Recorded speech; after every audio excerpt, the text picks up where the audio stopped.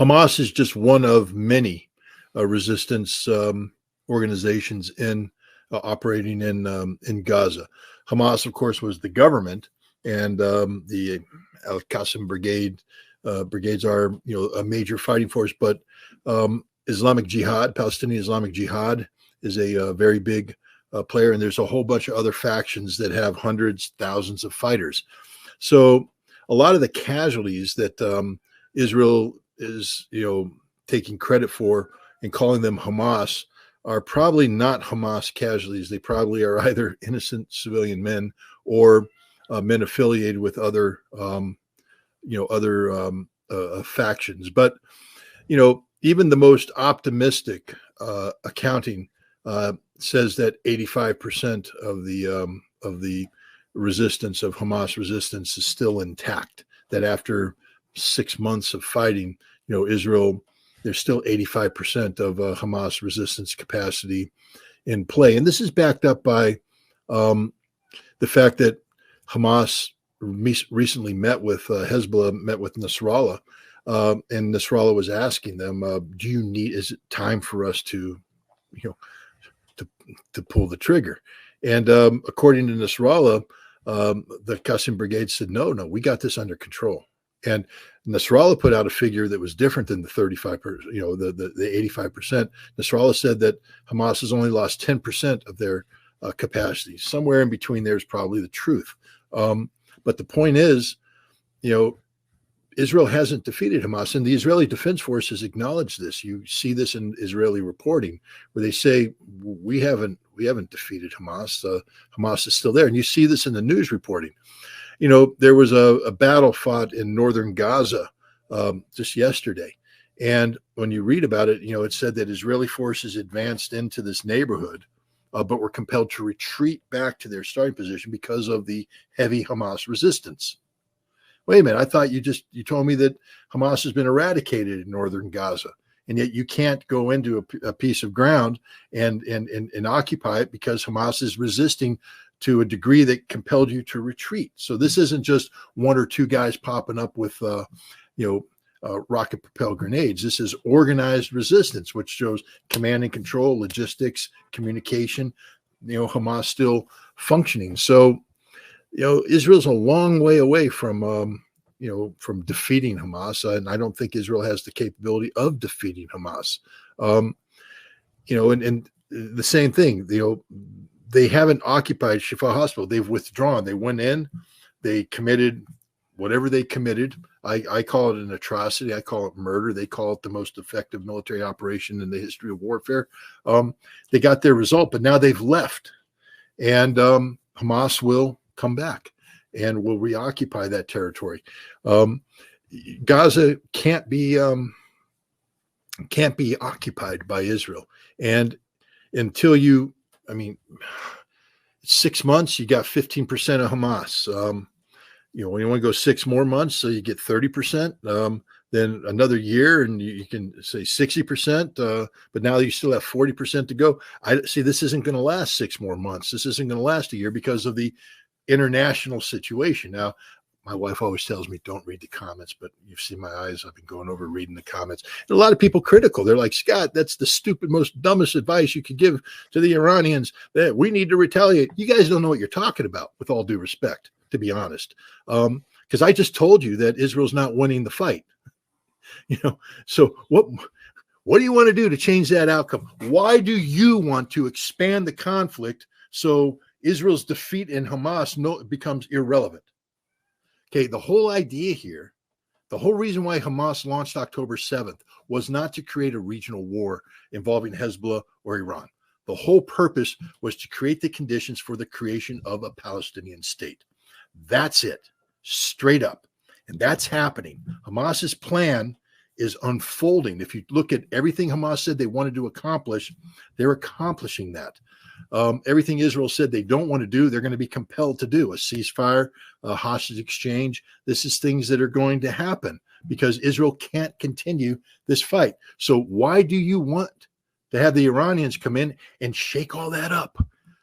I mean, I respect everybody's position, but I'm just telling you, you're dumber than dirt. Look, guys, I've been doing this an awful long time.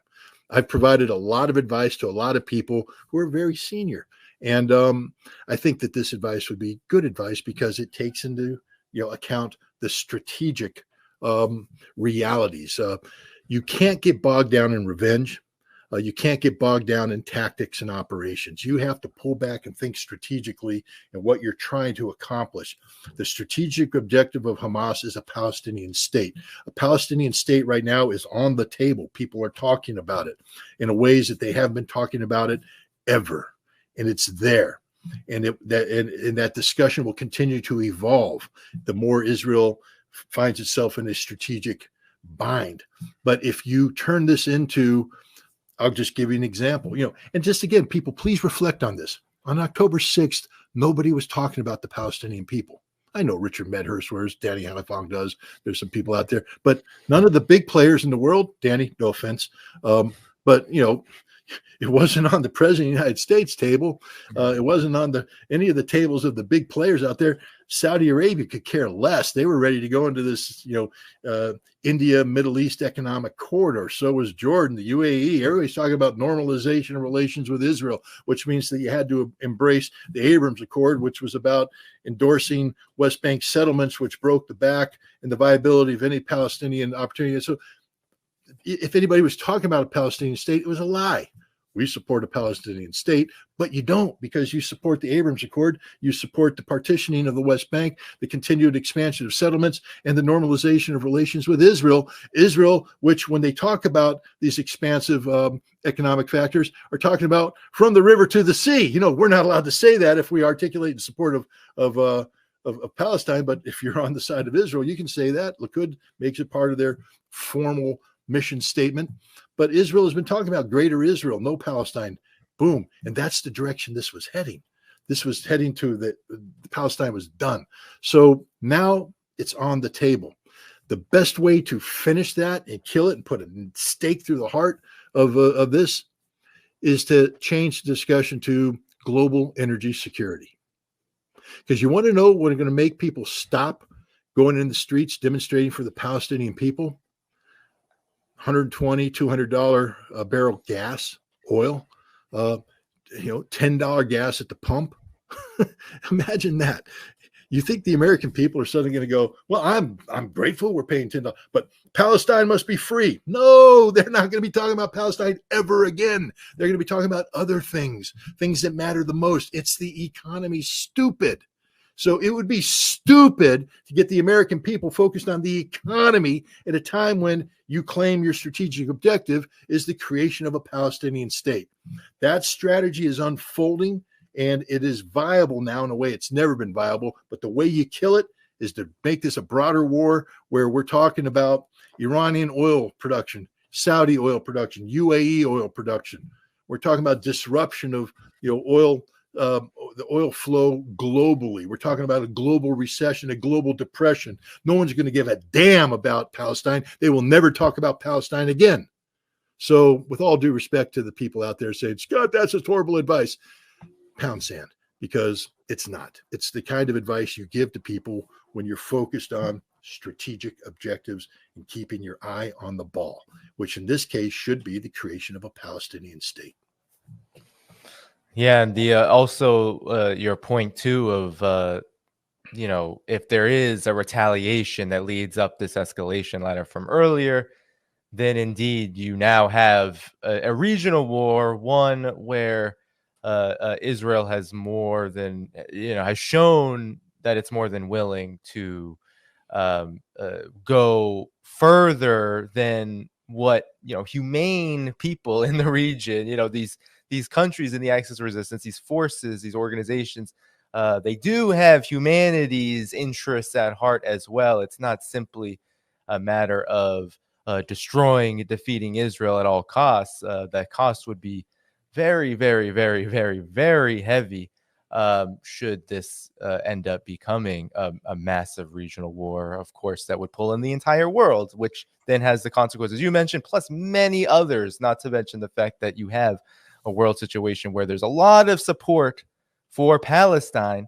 How much global support would there be for Iran in the West? How much, it's a much different story. So there's a lot to consider. And I do believe that's why, while Iran is very much looking toward a response, it also is taking into account the balance of forces in the world, in the region, and how all of this will play out, and Palestine's interests at heart as well, given that that is where the fighting is happening, and that is where there is this huge existential question, as you said, Scott, of a Palestinian state, of self-determination for Palestinian people. A lot of that could be derailed from a bigger and wider conflict at this moment. It doesn't mean it'll never happen. I am with you, Scott. I believe it's going to happen eventually. It seems pretty inevitable, but is this that moment? Scott, do you have time to just go over it's been a while since we talked about Russia, Ukraine. You mentioned earlier the Crocus attack, but there's been a lot going on. I just wanted maybe if we could spend some time. Do you have time to go over some of that? What's been going on there? Well, I think the way to transition it is to talk about what you just brought up. You said how much support would Iran have in the world today? The answer is not enough. Iran is in a difficult position right now. They're in a transition period. China has provided Iran with a great opportunity, and that is, the normalization of relations with Saudi Arabia. And now we have the expansion of BRICS, where Iran and Saudi Arabia are part of this institution that is seeking to promote multipolarity as an alternative to American singularity.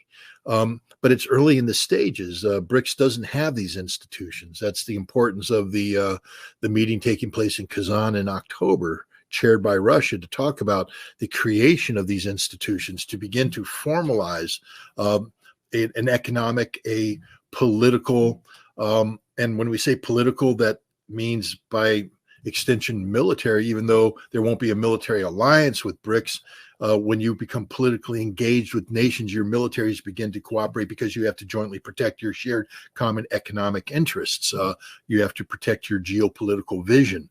But this takes time to evolve. And this is the direction Iran's heading. Right now, Iran and Russia are working on, their relations have not always been good. I mean, understand that, back in the Soviet Union, when the Iranians cracked down on, I think it was the Tudeh party, the Communist Party, that sort of made the Soviets mad, the Russians mad, and the Iranians are, a theocracy that looks askance at Russia, or at least in the past has. But now they're trying to repair their relations. They have common cause, common interests, but their interests haven't evolved to the point where they are truly intertwined strategically. And so Iran has to be careful about creating too much trouble for Russia, which, although they're doing well, this wasn't automatic for Russia. There was a lot of work that had to happen for Russia to survive. Now, what was the 16th round of sanctions coming up this month?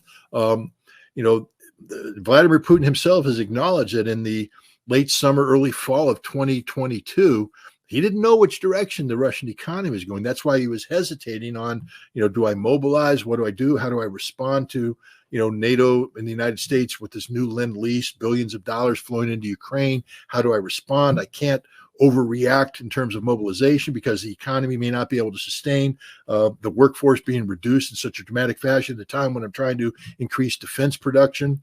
And then it turned out that things were okay, that the economy didn't shrink 25%, it shrank 3%. And then it looked like they were going to expand, and they're growing now.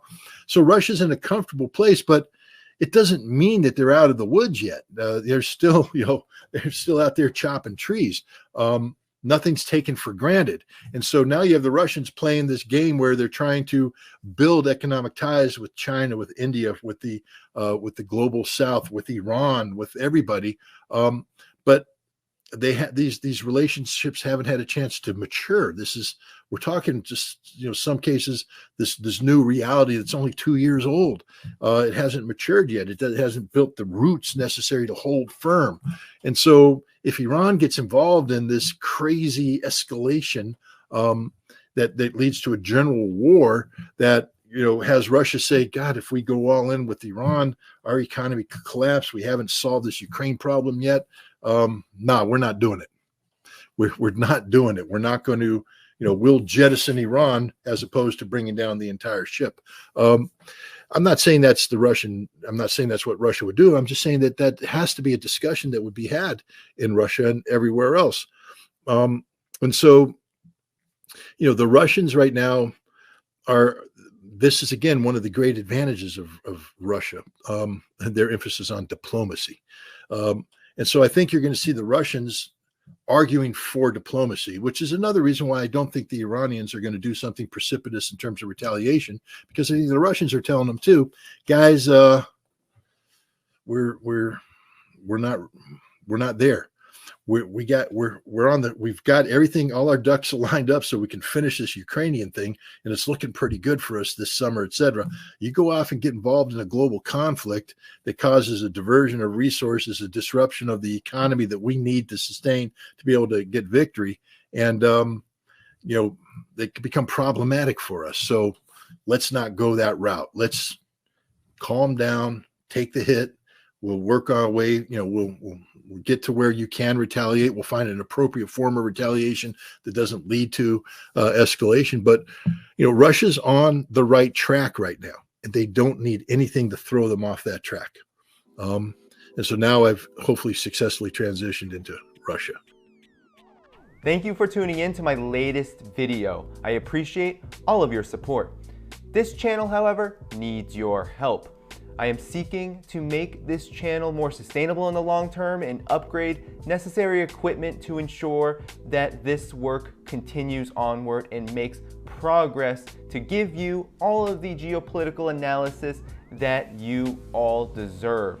For that reason, I'm asking you to become a member of my Patreon community at patreon.com/DannyHaiFong. You can find that link in the video description or in the pinned comment below. For whatever amount you choose to give, just know you are supporting independent media that you can't find anywhere else. Thank you so much, and I look forward to the next video.